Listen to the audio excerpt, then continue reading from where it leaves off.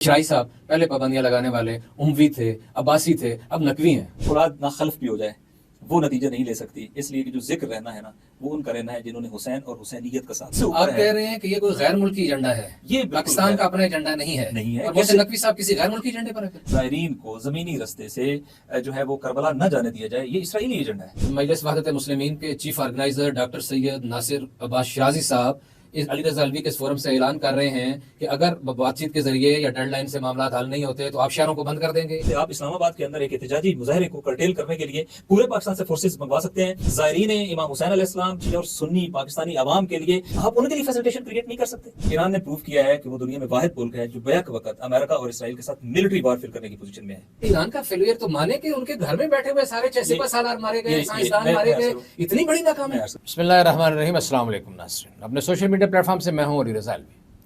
नाज़रीन, आज हमारे साथ तशरीफ़ फरमा हैं जनाब डॉक्टर सैयद नासिर अब्बास शिराजी एडवोकेट। आप चीफ़ ऑर्गेनाइज़र हैं मजलिस वहदत मुस्लिमीन पाकिस्तान के और सरबराह हैं centre for Pakistan and gulf studies के, और इंटरनेशनल इस्लामिक यूनिवर्सिटी में पढ़ाते हैं और कानून की प्रैक्टिस करते हैं और कानूनी उमूर के माहिर हैं। डॉक्टर साहब, आपका बहुत शुक्रिया, आपने हमारे लिए वक्त निकाला। अली रज़ा अलवी साहब, आपका बहुत शुक्रिया। डॉक्टर साहब, आपके क्योंकि बहुत सारे तारुफ़ हैं और बहुत सारी ज़िम्मेदारियाँ भी हैं और हर वक्त ही आप मसरूफ़ होते हैं, लेकिन इस वक्त दो उमूर पे हम आपसे बात करना चाहेंगे। एक तो पाकिस्तान की हुकूमत ने यकदम एक ट्वीट आता है और उस ट्वीट के ज़रिए कोई काबीना से मंजूरी नहीं ली जाती, कोई कुछ भी नहीं किया जाता और ज़ायरीन का रास्ता जो है वो बंद कर दिया जाता है। एक इशू पे बात करेंगे। दूसरा, ईरान की जंग के बाद क्या सूरत हाल है, ईरान कितना जीता है, कितना हारा है और इसके आगे ख़ित्ते पे क्या असरात पड़ेंगे। इन दोनों मौज़ूआत पे हम आपसे बात करेंगे और बात शुरू करते हैं हम ज़ायरीन के मामले से। आपको क्या लगता है कि ये क्या हुआ अचानक कि पहले हमारे सैयद मोहसिन नकवी साहब गए ईरान में, इराक़ में दौरा किया, तीनों ममालिक के वज़राए दाखिला ने प्रेस कॉन्फ्रेंस भी की और कहा अच्छे इंतज़ामात हो गए हैं, और उसके बाद यकदम उन्होंने एक ट्वीट कर दिया। किसी कैबिनेट में किसी तरफ कोई बात नहीं हुई, कोई सियासी चीज़ नहीं हुई, कोई नहीं, एक ट्वीट ने इस मुल्क के करोड़ों लोगों का फ़ैसला कर दिया। इसको आप कैसे देखते हैं? जी शुक्रिया, बहुत अफसोसनाक, और बल्कि मैं ये कहूँगा कि ये हमारे पाकिस्तान की सरज़मीन पर बुनियादी इंसानी, आइनी और मजहबी हकूक़ जो हैं ये उसके भी अगेंस्ट है। और जो जैसा कि आपने इशारा किया कि कोई कंसल्टेशन नहीं होती है, कोई बातचीत नहीं है, कोई मशवरा नहीं है, कोई जो स्टेक होल्डर्स हैं उनके साथ आप नेगोशिएट नहीं करते, आप जो है वो उनको अपने जो भी मसाइल हैं उन मसाइल को शेयर नहीं करते। और कब अनाउंसमेंट करते हैं? आप अनाउंसमेंट उस वक्त करते हैं जब माह सफ़र शुरू हो चुका है, लोग अपने घरों से गाड़ियों पे बैठने वाले हैं, वो सफ़र का आगाज़ कर रहे हैं, चूँकि उन्होंने पहले ईरान जाना है और फिर उसके बाद जो है वो 40 से कम अज़ कम एक हफ़्ता पहले उन्होंने इराक़ पहुँचना है, और फिर उन्होंने प्यादा रवी के उसमें शिरकत करने के लिए तकरीबन जो है वो अमूमन 14 सफ़र से आगाज़ हो जाता है। और इसका मतलब ये है कि जिसने 14 सफ़र से आगाज़ करना है वो तो तकरीबन यहाँ से निकलने वाला था, उसने रास्ते की ज़ियारत भी करनी है। ऐसे ही तो ख़ुद ये टाइमिंग जो है ये बड़ी ख़तरनाक थी। ये तो एक एटम बम गिराया गया है उन ज़ायरीन के ऊपर और उन तमाम जो लोग ज़ायरीन के मामलात को मैनेज करते हैं, ख्वाह वो जो है वो कारवान सालार हों या इसके अलावा जितने लोग भी इस तरह के काफ़िले लेके जा रहे थे। अब ये है कि ये क्यों हुआ है। देखें, बात यह है कि इसके पीछे क्या बैकग्राउंड है। क्या पहले से कोई माहौल बनाया जा रहा था? नो। क्या पहले से कोई ऐसा एविडेंस सामने आया हुआ था? कोई ऐसी बात नहीं है। क्या पहले से कोई ऐसी न्यूज़ थी जिसकी बुनियाद के ऊपर आपको ये फ़ैसला करना पड़ा? आपने कोई कंसल्टेशन नहीं की, कहीं बैठ के किसी को नहीं बताया। आप क्यों नहीं बैठ रहे? इसलिए कि आपके पास बात करने की कोई लॉजिक नहीं है, आपके पास कोई दलील ही नहीं है कि जिसकी बुनियाद पे आप किसी को काने या मुतमिन कर सकें। तो फिर क्या है? ऐसे लगता है कोई वेस्टेड एजेंडा है और कोई ऐसा एजेंडा है जिसके नतीजे में पाकिस्तान को ईरान और इराक़ से काटना मकसूद है, जिसके नतीजे में पाकिस्तान के अवाम के जो इंटरेक्शन इस रीजन के अंदर डेवलप हो रहा है उसको काटना मकसूद है। उससे ऊपर है, आप कह रहे हैं कि ये कोई गैर मुल्की एजेंडा है, ये पाकिस्तान का अपना एजेंडा नहीं है और मोहसिन नकवी साहब किसी गैर मुल्की एजेंडे पर है। फिर मैं इसके लिए अल्फाज नहीं रखता हूँ, लेकिन मैं ये कहता हूँ कि ये एजेंडा कि पाकिस्तान के ज़ायरीन को ज़मीनी रस्ते से जो है वो करबला न जाने दिया जाए, ये इसराइली एजेंडा है। ये सिर्फ अमेरिका एजेंडा नहीं है, क्योंकि ये तरीकुल कुद्स है। इस रास्ते को आपके इल्म में है कि ये मशहूर शार, ये स्लोगन वहाँ पर चलता है, जो स्लोगन ये है कि जो आज़ादी फ़लस्तीन अज़राह करबला आज़ाद होगा। इसके अलावा आपको पता है कि अना तरीक़ुल अहद, यानी ये जो एक दूसरा स्लोगन चल रहा है वो ये है कि हम अपने उस अहद के ऊपर जो है वो बाकी हैं। अहद के ऊपर कौन सा बाकी है? यानी हम जुल्म के मुकाबले में खड़े होंगे, मजलूम की हिमायत में खड़े होंगे। कौन है जो इस सारे फिनामिना से परेशान है? सबसे बड़ा कैंप किसका होता है? वो फ़लस्तीनियों का होता है, फ़लस्तीन की आज़ादी के लिए जो है वो होता अच्छा, है। इसका मतलब ये है कि वो ये भी हमने वहाँ देखा भी है और लोग भी बताते हैं जो जाते हैं कि पहले वहाँ सबसे ज़्यादा आबादी या ईरानियों की होती है, दूसरे नंबर पे पाकिस्तानी की होती है, तो ये एक तरह का मशी वाक़ को भी नाकाम बनाने की साजिश है। देखिए, अब इसमें हमारे पास इसके अलावा और क्या बात है? यानी क्या उन्होंने बात क्या बताई है? क्या ऐसी नई चीज़ आई कोई है बात जिसकी नहीं बुनियाद पर उन्हें ये फैसला करना पड़ा? वो जाते हैं, ट्राइलेटरल मीटिंग होती है, हाँ जी। ट्राइलेटरल मीटिंग के अंदर आप फैसला करके वहाँ से आ जाते हो। वहाँ से आपने आके ये कहा, चूँकि वहाँ ईरान ने भी पॉजिटिव रिस्पांस दिया, इराक ने भी पॉजिटिव रिस्पांस दिया, आपको भी पॉजिटिव रिस्पांस देना पड़ा। आप वहाँ से आके जाते हो, फिर आप अगली बात करते हो। आने के बाद आपने कहा कि चीज़ें स्मूथ हो गई हैं और हमारी तीनों मुल्कों के दरमियान हमांगी तय पा गई है और हम जो है वो ज़ायरीन के मामलात को फैसिलिटेट करेंगे। सेकंड, आप कहते हैं हमारे पास अल्टरनेटिव रूट भी मौजूद हैं, हम जो है वो फेरी सर्विस की तरफ देख रहे हैं और फेरी सर्विस भी शुरू करेंगे। आप एक और रूट जो है उसकी बात करिए, बहुत अच्छी बात है। फिर आप ये कहते हैं कि इस मामले के ऊपर जो है ना वो हम कंट्रोल करेंगे, बसें अच्छी होनी चाहिए, ये आपने मुख्तलिफ स्टेटमेंट्स देखी होंगी, और बसें अप टू द मार्क होनी चाहिए ताकि वो ईरान में ख़राब ना हो और इराक में ख़राब ना हो, तो ये भी बहुत अच्छी बातें थी। और आपने कोई एक ऐसा हिंट नहीं दिया कि जिसमें आप जो है वो ये फैसला बदलने वाले हो।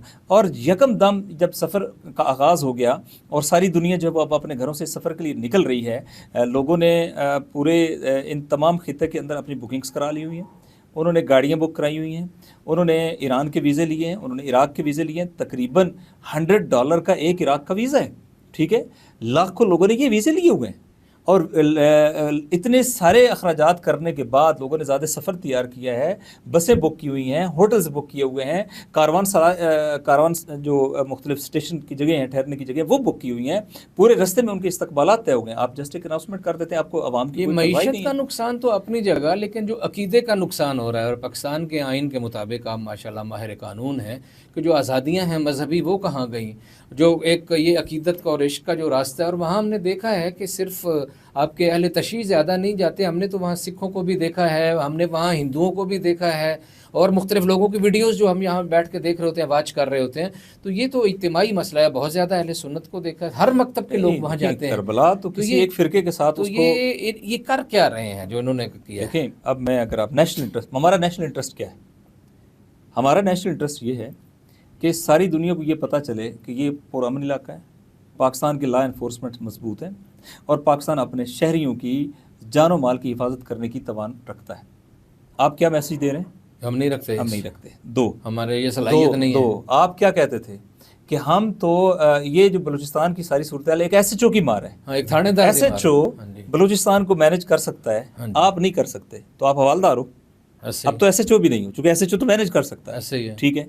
इसका क्या मतलब फिर है? कहते हैं मुट्ठी पर हैं, 1500 हैं, 1500 हैं, ये जो इसका मतलब ये है कि आपने सरेंडर कर दिया है। अगर आपकी वो बात ठीक है तो फिर आपने सरेंडर कर दिया है और आपने पूरी दुनिया को ये दिखा दिया है कि नहीं, हमसे तो नहीं हो सकता, हम तो अपने शहरियों के जो है वो सफ़र के हक को भी मैनेज नहीं कर सकते। पाकिस्तानी आइन में देखें, इनकी जिम्मेदारी ये नहीं है कि ये तय करेंगे आप जाएंगे या नहीं जाएंगे, ये जाना हमारा आइनी और बुनियादी दीनी हक है। ये फैसिलिटेशंस करेंगे, आप फैसिलिटेशन नहीं करना चाहते आप बता दें। वहाँ के मेरी बलोच सरदारों से बात हुई है जो वहाँ इस एरिया के बड़े एल्डर्स हैं, मेरी वहाँ के जो है वो पख्तून एल्डर्स जो है मशहूर हैं, उनके साथ बातचीत हुई है। वो सारे कहते हैं कि हम अपनी अवामी कैपेसिटी के अंदर ज़ायरीन को हर तरह से फैसिलिटेट करने के लिए और प्रोटेक्ट करने के लिए तैयार है। तो फिर कौन प्रॉब्लम है आपके लिए? ये किसके एजेंडे पे? जब अगर दहशतगर्दों का कोई ऐसा एजेंडा हो तो आपको दहशतगर्दों के एजेंडे पे चलना चाहिए या दहशतगर्दों के एजेंडे के मुकाबले में अवाम को जो है वो लीड करना चाहिए और ज़ायरीन को प्रोटेक्ट करना चाहिए। ऐसे होता रहा, जो लोग ज़ियारात यहाँ औलिया अल्लाह के मकामात को बमों से उड़ाते थे, तो हमने देखा वहाँ ताला लगा दें कि भाई ये ज़ियारत बंद हो गई, ये दरबार भी बंद हो गया। तो वो दहशतगर्दी करने वाले और बमों से कब्रों को उड़ाने वालों का भी यही एजेंडा, तो गोया हुकूमत भी उनके एजेंडे पे आगे चल पड़ती और वो अभी भी इन्होंने यही फिर ये उन्हीं का ट्रैप हो गया। एक बात। दूसरी जी। बात ये है कि करबला ऐसी चीज़ नहीं है कि ये मुश्किलों की वजह से तर्क हो। तारीख बताती कि करबला एक वक्त में लोगों को कहा जाता था कि अगर आप ज़ियारत करना चाहते हैं आपको अपने जिस्म का कोई बाजू कटवाना पड़ेगा। सही। आपको कुछ माल देना पड़ेगा। हत्ता ऐसा वक्त भी आया कि लोगों ने उनको कहा गया कि अगर आप जाना चाहते हैं तो आपको अपना बेटा कुर्बान करना पड़ेगा, और वो मारे गए। लोगों ने यानी दिए। ऐसी ऐसी ऐसी तारीख बताती है फिर उन कि हुक्मरानों किसी का क्या खातून, अंजाम हुआ और इसमें? आज अंजाम उनका ये है कि आज वो तारीख के अंदर जिल्लत और रुसवाई का शिकार हुए। और आज इमाम हुसैन का जिक्र जिंदा है, आज मौला अली का जिक्र जिंदा है, आज करबला वालों का जिक्र अब जिंदा है। चलते हैं बतौर MWM आपके रोल पे। आप लीड करते हैं अपने मकतब को, तो आप लोग इस पे क्या कर रहे हैं? इस पे कोई गवर्नमेंट से कोई रब्ता किया, या सब दुनिया को पता है कि कहाँ से फैसले होते हैं, कि मोहसिन नकवी किसका पैगाम लाया होगा, तो कोई आपने किसी से कोई रब्ता किया पाकिस्तान के देखें फैसला साजों रवाबत, से? देखें आपकी बात ठीक है। एक तो ये बात क्लियर हो गई कि ये किसी फ़िरके का मैटर नहीं है, ये पाकिस्तानियों का भी है, मुसलमानों का भी है, और ये हमारे नेशनल इंटरेस्ट में है। क्योंकि एक होता है स्टेट टू स्टेट रिलेशनशिप, एक होता है पीपल टू पीपल रिलेशनशिप। अगर पीपल टू पीपल रिलेशनशिप होता है तो स्टेट टू स्टेट रिलेशनशिप मजबूत हो जाता है। ये इकॉनमी भी है पाकिस्तान के लिए, ये इस लिहाज से भी बड़ा बेनिफिशियल है, क्योंकि पाकिस्तान से एक बड़ी मूवमेंट लाखों लोगों की होती है, और वो बलूचिस्तान के दूर अफ्तादा इलाकों में जाकर स्पेंडिंग करते हैं, होटलिंग करते हैं, खर्च करते हैं, तो ये पाकिस्तान की इकॉनमी को बूस्ट करने के सबब भी बनती है। अब ऐसी सूरत हाल में MWM अपनी ये जिम्मेदारी समझती है कि सबसे पहले तो इस मसले के तमाम मुहर्रकात को बयान किया जाए। दूसरी बात यह है कि स्टेक होल्डर के साथ बात की जाए। लिहाजा हमने इसमें कोई ये नहीं रखा कि हमारी पॉलिटिकल पोजीशन क्या है या क्या नहीं है। जो भी इस वक्त पावर के अंदर है, हमने उन तमाम से रब्ता करने की कोशिश की है। हमने वज़रा से रब्ता करने की कोशिश की है, हमने पार्लियामेंट के अंदर मसला उठाने की कोशिश की है, जी रब्ता हाँ। हुआ नहीं? नहीं, रब्ते भी जो हुए उसमें वाज़े तौर पे जो है वो रिस्पांस ये था कि वो अभी मुलाकात नहीं कर रहे, ये नहीं, यानी वो अभी तक अय्याम सफ़र गुजारना चाहते हैं, अय्याम अरबईन गुजारना चाहते 10-12 दिन की गेम है, वो हाँ, तो खत्म ये हो जाए, खत्म बात होगी, खत्म, तो फिर ये मोहर लग जाएगी, तो आइंदा के लिए अब हमेशा बंद हो नहीं होने जाएगा। देंगे, अभी भी नहीं होने देंगे और आइंदा भी नहीं होने देंगे। लेकिन इसके लिए फिर क्या करना पड़ेगा? फिर ये है कि हम नहीं चाहते कि इसको किसी एक आइसोलेटेड मूवमेंट का पार्ट बनाए या किसी एक पॉलिटिकल मूवमेंट का, ये अवामी है। लिहाजा हमने तमाम वो जो ज़ायरीन और इसी तरीके से कारवान सालार और इसी तरीके से जो रैली जो पॉलिटिकल ऑर्गेनाइजेशंस ने ऐलानात किए हैं, हमने उन तमाम एजिटेशंस की हिमायत करने का ऐलान कर दिया, और हम भी उन्हीं अवाम के साथ जो है वो खड़े नज़र आएंगे। और ये 1-2 दिन का एहतजाज नहीं होगा, ये प्रोलॉन्ग होगा, और हम इंशाअल्लाह ताला पाकिस्तान के तूलो अर्ज़ के अंदर जो है वो अपना ये रोल भी प्ले करेंगे कि जिसके नतीजे में हम इंशाअल्लाह हुकूमत को मजबूर करें। ये एक दूसरा काम ये है। नहीं, आप ये बता रहे हैं इस फोरम से मजलिस वहदत मुस्लिमीन के chief organiser doctor Syed Nasir Abbas Shirazi sahab इस अली रज़ा अलवी के इस फोरम से ऐलान कर रहे हैं कि अगर बातचीत के ज़रिए या डेडलाइन से मामला हल नहीं होते तो आप शहरों को बंद कर देंगे, एहतजाज की तरफ जाएंगे, या ज़ायरीन को कहेंगे कि आप पैदल आप पहुँचे बॉर्डर पर तफ्तान या रमदान? मैंने जो फ़िक्रा कहा वो ये फ़िक्रा कहा कि ये ख़ुद जोश है, जैसे एक चीज़ ख़ुद लोगों के अंदर से निकल रही होती है। इसमें हमें लोगों को कोई बहुत मोटिवेट करने की ज़रूरत नहीं है। हम ये कहते हैं वहाँ कि तो लीडरशिप सिर्फ चाहिए उन लोगों को, हम बाकी ये लोग कर खुद रहे हैं, मोटिवेट होंगे ना। हम लोगों के इस हक के एहतजाज जो भी पुरअमन आइनी और कानूनी है, हम ना फ़कत ये कि उसका पार्ट एंड पार्सल बनेंगे, उसमें भरपूर रोल प्ले करेंगे, और हम इसे किसी पार्टी का भी नहीं बनने देंगे। जैसा कि आपके इल्म में है कि शिया उलमा कौंसिल ने एक अनाउंसमेंट की प्रेस कॉन्फ्रेंस के अंदर, और आज जब हमसे सवाल किया गया तो हमने कहा कि हम उसकी भी हिमायत करते हैं। इसके ऊपर कोई पार्टी इसका मैटर नहीं है, बल्कि इसके ऊपर कलेक्टिव डिसीजन है। जो भी कलेक्टिव डिसीजन होगा हम उसमें साथ खड़े होंगे, और इसमें कोई अलग पोजीशन जो है वो लेने के लिए तैयार नहीं है। अभी तक आपके पास कोई खुशखबरी नहीं है? यानी बाज़ सोशल मीडिया पे खबरें गर्दिश कर रही हैं कि शायद तफ्तान बॉर्डर बंद कर दिया तो रमदान वाला खोल रहे हैं, तो ऐसे अभी कोई अमलन इन खबरों में सच्चाई कोई नहीं है? देखिए अलवी साहब, अगर विल हो ना तो रास्ते तो मौजूद थे। मुझे आप बताएं, एक पुराना रूट अवेलेबल है जो पेशावर के रास्ते काबल, और इस वक्त ये पुरअमन है, काबल से हरात और हरात से मशद, ये एक पुराना रूट है। इस वक्त इसके रोड का इंफ्रास्ट्रक्चर भी बहुत अच्छा है। अफ़गानिस्तान में भी अमन की सूरत हाल है। आपने बातचीत की स्टेट ने? नहीं की। आपने फेरी सर्विस वाला कहा, वो तो 1 दिनों के अंदर शुरू हो सकता है, नहीं किया। कराची से डायरेक्ट फेरी सर्विस शुरू हो सकती है। अच्छा, आप कहते हैं कि ये जो है वो तुफ्तान वाला बॉर्डर लंबा है, लेंथी है, रिस्क ज़्यादा है, वह रास्ते में ये इलाके आते हैं। तो कराची से अगर कोस्टल हाईवे के ज़रिए से रहमदान बॉर्डर का जो वो खोला जाए तो वो तो एक लिमिटेड एरिया है जिसको आप सिक्योरिटी प्रोवाइड करनी है। आप पूरे पाकिस्तान की सिक्योरिटी इतनी लोग नहीं निकाल सकते। आप इस्लामाबाद के अंदर एक एहतजाजी मुजाहरे को कर्टेल करने के लिए पूरे पाकिस्तान से फोर्सेस मंगवा सकते हैं। आप पूरे पाकिस्तान की मोटरवेज बंद कर सकते हैं। ज़ायरीन इमाम हुसैन अलैहिस्सलाम, तमाम आशिकाने रसूल खुदा और उनके इस ख़ानदान के आशिकान शिया और सुन्नी पाकिस्तानी अवाम के लिए कि जो अपना बसों के ज़रिए से और प्यादा रवी के लिए करबला और नजफ़ जाना चाहते हैं, आप उनके लिए फैसिलिटेशन क्रिएट नहीं कर सकते। आप उस एक रूट को भी प्रोटेक्ट नहीं कर सकते। साजी में कहीं आपके माइंडसेट का मुखालिफ माइंडसेट तो नहीं बैठा हुआ? बहरहाल मैंने जैसे फिर कहा, ये एक ऐसा एजेंडा है जो इसराइल का तायद याफ्ता है। मैं अगर बहुत सादा भी कहूँ, वो नहीं चाहते कि एक ऐसी मूवमेंट जिस मूवमेंट का स्लोगन इमाम हुसैन अलैहिस्सलाम का ये कौल है, मुझ जैसा तो जैसे कि बैत नहीं कर सकता, वो जो जुल्म के मुकाबले में खड़े रहना अपने लिए इफ्तिखार समझते हैं और कुर्बानी देना अपने लिए इफ्तिखार समझते हैं, ये इतनी बड़ी फरहंग और कल्चर है जो इसराइल और उनके जालम आकाओं और उस सारे आप कह लें कि जुल्म के जो मराकज़ हैं उनके लिए एक मोहलक तरीन चीज़ है। इस मौजू पे आखिरी सवाल ये है कि फ़ैसला करने वालों की तरफ से ये मशवरा है कि भूल जाएं कि अभी कोई गरीब आदमी कोई जो 1-1.5 लाख 170, बल्कि अभी एक बंदा मेरे साथ था, मुझे बता रहा था जी मैंने टोटल 90,000 के लाख रुपए का इंतज़ाम किया है, वो भी मैंने किस्तों में देना है, आधा पहले आधा बाद में, और मैं भी जाना था और वो रो रहा था बेचारा। तो इस तरह की सूरत हाल है। तो बंदे भूल जाएं कि अभी आइंदा कभी ऐसे जाया करेंगे, या आप कोई मैसेज देंगे कि वो भूल जाएं कि वो इस तरह पाबंदी लगा अहले बैत अतहार अलैहिस्सलाम की मज़ारात को मस्मार करने की कोशिश की गई, तारीख़ में उनके नामो निशान मिटाने की कोशिश की गई, उनके ज़ायरीन के ऊपर पाबंदियाँ लगाने की कोशिश की गई। दुनिया उन सब को भूल गई है। हुसैन भी ज़िंदा है और हुसैन के रास्ते पर चलने वाले भी ज़िंदा है। तो आप ये ज़हन में रखें कि ये तो अब भूल है, ये उन बड़े बड़े हुक्मरानों से ताकतवर नहीं है कि जिन्होंने तारीख़ के अंदर इमाम हुसैन के ज़ायरीन के लिए कत्ल के इनाम रखे थे। और ऐसी फैमिलियाँ भी थी जिनमें से 10 के 10 अफराद कुर्बान करा के माँ बाप ने इमाम हुसैन अलैहिस्सलाम के हरम की ज़ियारत की थी। यही जज्बा है, यही अंगेज़ा है पाकिस्तान के शिया सुन्नी मुसलमान ज़ियारत करबला और नजफ़ इमाम हुसैन अलैहिस्सलाम की ज़ियारत के ऊपर, मौला अली अलैहिस्सलाम की ज़ियारत के ऊपर किसी तौर पर भी पीछे हटने के लिए तैयार नहीं है। ये अपना रास्ता खुद निकालेंगे और ये निकलेगा। माइंड ना करें तो मैं पहले आपको डॉक्टर साहब कहता हूँ, अभी शराई साहब इसलिए किसी वजह से कह रहा हूँ कि शराई साहब पहले पाबंदियाँ लगाने वाले उमवी थे, अब्बासी थे, अब नकवी हैं। इसको इतने अंदाज में, सादा अंदाज में ये कहूँगा कि औलाद ना खल्फ भी हो जाए वो नतीजा नहीं ले सकती, इसलिए कि जो ज़िक्र रहना है ना वो उनका रहना है जिन्होंने हुसैन और हुसैनियत का साथ दिया। वैसे हज़रत नूह को भी कहा गया था कि इसको अपना बेटा मत जी, वो तो बेटा उससे इनकार कर दिया था। अच्छा। लिहाजा ये अलबत्ता मैं ये कहूँ, ये सिर्फ एक अनाउंसमेंट करने वाले हैं। ऐसे लगता है कि जैसे किसी को ये जिम्मेदारी दी गई कि जाए और आपकी बात ठीक है। नहीं, लॉ एनफोर्समेंट जिम्मेदारी किसकी है? सिक्योरिटी प्रोवाइड करना जिम्मेदारी किसकी? वजारत दाखिला की।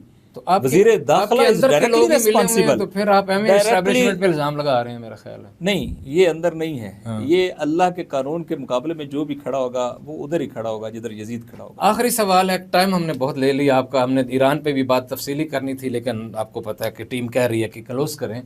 तो ईरान की जंग के बाद अभी क्या है? आप एक थिंक टैंक चलाते हैं, उसके सरबराह हैं, तो बहुत मुख्तसर अल्फाज में क्या कहेंगे? अगर मैं मुख्तसर कहूँ, उसका एक ग्लोबल इम्पैक्ट ये है कि अमेरिका एक सुपर पावर के तौर पे एग्जिस्ट नहीं करता। चूँकि अमेरिका ने सीज़ फायर नहीं करवाया। अमेरिका को जब एन असद के ऊपर और उसके बाद जो है वो कतर में अल उदैद बेस के ऊपर जो अटैक हुए हैं, तो अमेरिका ने अपने हाथ खड़े किए हैं। ये हाथ खड़े करना है चूँकि वो इस साइकिल को और एस्केलेशन लेडर को अपने हक में मोहलक समझते थे, नंबर 1। नंबर 2, ईरान ने प्रूव किया है कि वो दुनिया में वाहिद मुल्क है जो बैक वक़्त अमेरिका और इसराइल के साथ मिलिट्री वारफेयर करने की पोजीशन में है, और उन्होंने दोनों को ज़बरदस्त तकलीफ़ पहुंचाई है, ज़बरदस्त चोट लगी। जब एन असद के ऊपर और उसके बाद जो है वो कतर में अल उदैद बेस के ऊपर जो अटैक हुए हैं, तो अमेरिका ने अपने हाथ खड़े किए हैं। ये हाथ खड़े करना है चूँकि वो इस साइकिल को और एस्केलेशन लेडर को अपने हक में मोहलक समझते थे, नंबर 1। नंबर 2, ईरान ने प्रूव किया है कि वो दुनिया में वाहिद मुल्क है जो बैक वक़्त अमेरिका और इसराइल के साथ मिलिट्री वारफेयर करने की पोजीशन में है, और उन्होंने दोनों को ज़बरदस्त तकलीफ़ पहुंचाई है, ज़बरदस्त चोट लगाई है। नंबर 3, इस जंग के नतीजे में अरब कंट्रीज़ को भी ये पता चल गया कि ये जो एक मिथ क्रिएट की गई थी कि अमेरिका उनको प्रोटेक्ट करेगा और ईरान थ्रेट है, अब क्लियर हो गया कि थ्रेट इसराइल है और उसके एजेंडा जो तोसी पसंदाना है इस रीजन के अंदर, जो उसने गज़ा के अंदर किया, जो उसने लेबनान के अंदर किया, जो उसने सीरिया के अंदर किया, और जो अपने हर वो मुखालफ के साथ करेगा, और अमेरिका उसका अनकंडीशनल सपोर्टर है। ये दोनों एक पेज के ऊपर हैं और स्टेबलाइजिंग फैक्टर जो है वो ईरान है। और चौथा, अरब ममालिक को ये पता चल गया है कि ये जो बड़े बड़े अड्डे हैं ना, कि अल उदैद में 20,000 अमरीकी फ़ौजी हैं मिनिमम, इसी तरीके से इन तमाम कंट्रीज़ के अंदर अमेरिकन फ़ौजी जो ट्रूप्स हैं वहाँ पे स्टेशन हैं, ये उनको प्रोटेक्ट नहीं कर सकते। जो अपने आप को प्रोटेक्ट नहीं कर सकते वो किसी और को क्या प्रोटेक्ट करेंगे? तो सबसे वल्नरेबल कौन है? वो ख़ुद अमरीकी अड्डे जो इस सरजमीन के ऊपर जो है वो कायम है। और ये ख़ुद एक नई इस वक्त वहाँ पे डिबेट स्टार्ट हो गई है कि हमें इन फॉरेन एलिमेंट्स को यहाँ से निकालना चाहिए ताकि रीजन के मामलात, जैसा कि सऊदी अरब और ईरान के तरफ रेप्रोचमेंट हुई है, रेप्रोचमेंट के ज़रिए से जो है वो रिजॉल्व हो सके। रीजनल सतह के ऊपर भी ये जो इसराइल की मिथ ऑफ इनविंसिबिलिटी थी वो ख़त्म हो गई है। अमेरिका का जो मिलिट्री माइट थी, वो सबसे बड़ी मिलिट्री माइट थी उनका मिसाइल डिफेंस सिस्टम, जिसमें थर्ड अल्टीमेट एंड है, इससे ऊपर कोई नहीं है, वो खत्म हो गया। कोई नहीं है। लेकिन डॉक्टर साहब वो देखिए पूरा शाम पे कब्जा करके बैठे हैं, भूख से बंदों को मारने हैं। इंसानियत का भी खैर इम्तिहान आया, बड़ा समझते थे हम यूरोप और अमेरिका का बड़ा बातें हैं, इंसाफ की बातें हैं, वो तो सारा खुली हो गई। वो नॉर्मेटिव वर्ड जो है ना वो अनकवर होगी, बेनकाब होगी। वो ये नॉर्मेटिव लोग नहीं हैं। ये इन नॉर्म्स को और वैल्यूज़ को, खा वो डेमोक्रेसी हो, औरतों के हकूक़ों, बच्चों के हकूक़ों, ये सिर्फ एक हथियार के तौर पे इस्तेमाल करते हैं जहाँ अपना को बेनिफिट हो। जहाँ हकीकतन कोई ये वैल्यूज़ एग्जिस्ट करती है, उसका इम्तिहान गज़ा है।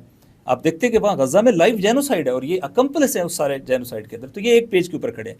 तो आप ये देखें, ये अपनी मोरल जंग हार गए, ये डिप्लोमेटिक जंग हार गए। अच्छा, आप डिप्लोमेटिक जंग की बात करें, अमेरिका वीटो में जाते हैं। वीटो में क्यों जाते हैं? आपके पास पार्टनर्स नहीं है तो वीटो में जाते हैं। अच्छा, वीटो में जाते हैं तो आपके साथ कितने लोग खड़े होते हैं? 14 ममालिक में 15 ममालिक होते हैं सलामती कौंसिल के अंदर, एक अमेरिका। इसका मतलब आप आइसोलेट हैं, आप तनहा हैं। आपने पूरी दुनिया में रोब डाला कि हमारी इंटेलिजेंस, हमारी मिलिट्री माइट। आपकी मिलिट्री माइट का शहर तो ईरानी मिसाइलों ने पाश करके रख दिया। आप कहते थे हम सबसे बड़ी इंटेलिजेंस हैं और ईरान का इंटेलिजेंस फेलियर हुआ है। आप मुझे बताएं, इंटेलिजेंस फेलियर किसका है? जंग किसने शुरू की थी? इजराइल ने। क्या इजराइल जो है उसने, उसके इंटेलिजेंस ने प्रिडिक्ट किया था कि ईरान के मिसाइल कैपेबल हैं कि उनके तमाम डिफेंस सिस्टम की लेयर्स को तोड़कर तल अवीव के तमाम स्ट्रेटेजिक एरियाज को हिट करें? तो आपका इंटेलिजेंस फेलियर है। उन्होंने की बातें ठीक है, लेकिन ईरान का फेलियर तो माने कि उनके घर में बैठे हुए सारे सिपह सालार मारे गए, साइंसदान मारे गए, इतनी बड़ी नाकामी। इसको कंपैरिजन करना होता है। क्या अमेरिका के प्रेसिडेंट को अमेरिका के अंदर नहीं मारा गया? क्या इवन डोनाल्ड ट्रंप जो अमेरिकन सीक्रेट सर्विसेज जिसको मैनेज करती हैं, जिसकी सिक्योरिटी दुनिया में सबसे ज़्यादा होती है, क्या डोनाल्ड ट्रंप के ऊपर अटैक नहीं हुआ?